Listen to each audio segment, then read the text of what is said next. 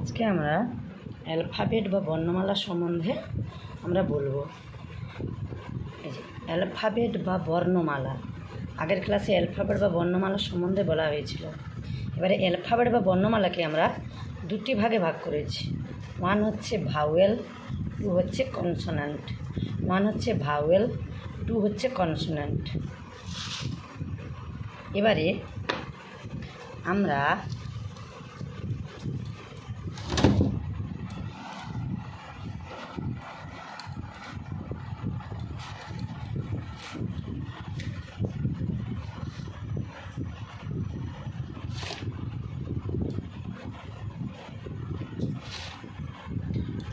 এবারে আমরা ভাওয়েল বা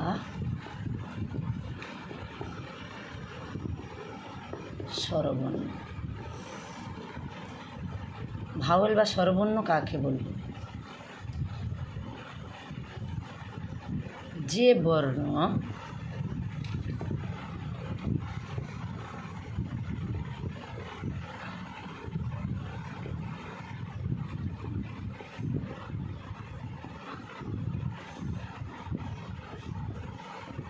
নিজে নিজে উচ্চারিত হয়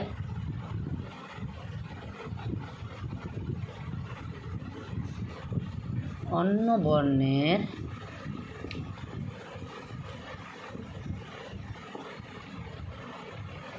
সাহায্যের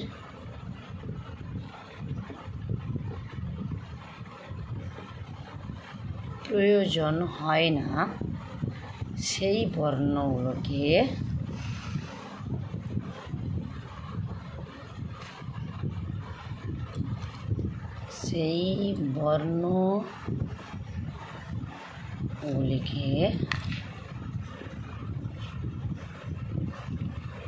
ভাওয়েলস বা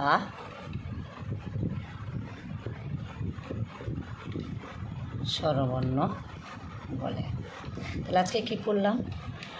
যে বর্ণ নিজে নিজে উচ্চারিত হয়, অন্য বর্ণের সাহায্যের প্রয়োজন হয় না, সেই বর্ণগুলিকে ভাওয়েল বা স্বরবর্ণ বলে। যেমন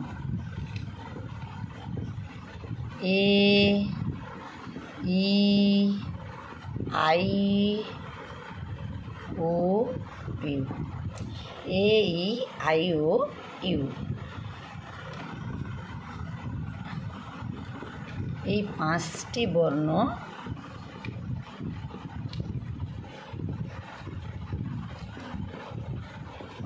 বর্ণ বা লেটার্সগুলি হলো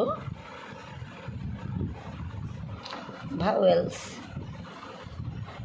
তাহলে এই পাঁচটি বর্ণ বা লেটার্সগুলি হলো ভাওয়েলস। তাহলে ভাওয়েলস বা স্বরবর্ণ কাকে বলবো? না, যে বর্ণ নিজে নিজে উচ্চারিত হয়, অন্য বর্ণের সাহায্যের প্রয়োজন হয় না, সেই বর্ণগুলিকে ভাওয়েল বা স্বরবর্ণ বলে। যেমন A, E, I, O, U. এই পাঁচটি বর্ণ বা লেটার্সগুলি হলো ভাওয়েলস। যেমন এ উচ্চারণ করার পরে দেখো এই আসছে, ইর পরে সে ই আসছে, সে নিজে নিজে উচ্চারিত হতে পারছে, অন্য কোনো বর্ণের সাহায্যের কোনো প্রয়োজন হয় না। তাই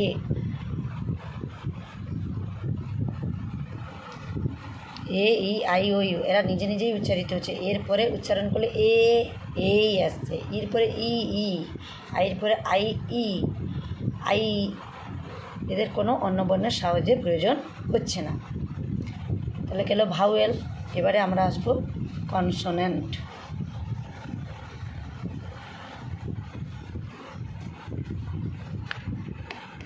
কনসোনেন্ট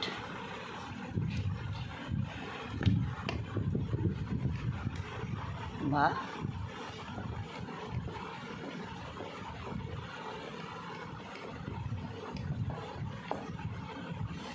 ব্যঞ্জনবর্ণ।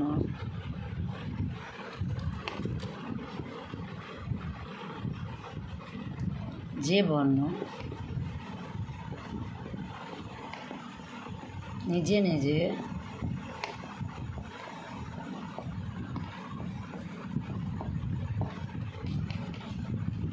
উচ্চারিত হতে পারে না অন্য বর্ণ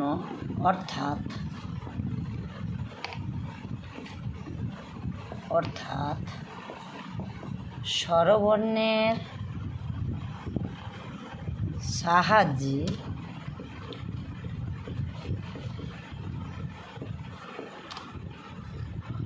উচ্চারিত হয় সেই বর্ণগুলিকে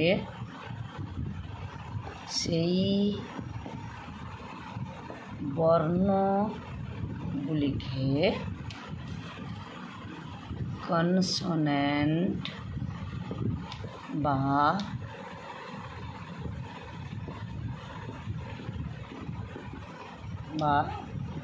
ব্যঞ্জন বর্ণ বলে। যেমন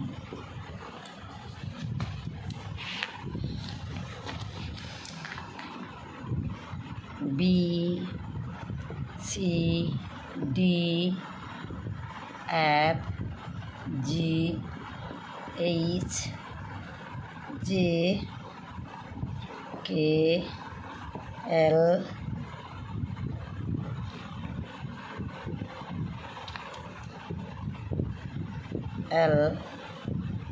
M, N, P, Q, R, S, T, V, W, X, Y, Z. তাহলে কী হলো? B, C, D, F, G, H, J, K, L, M, N, P, Q, R, S, T, V, W, X, Y, Z.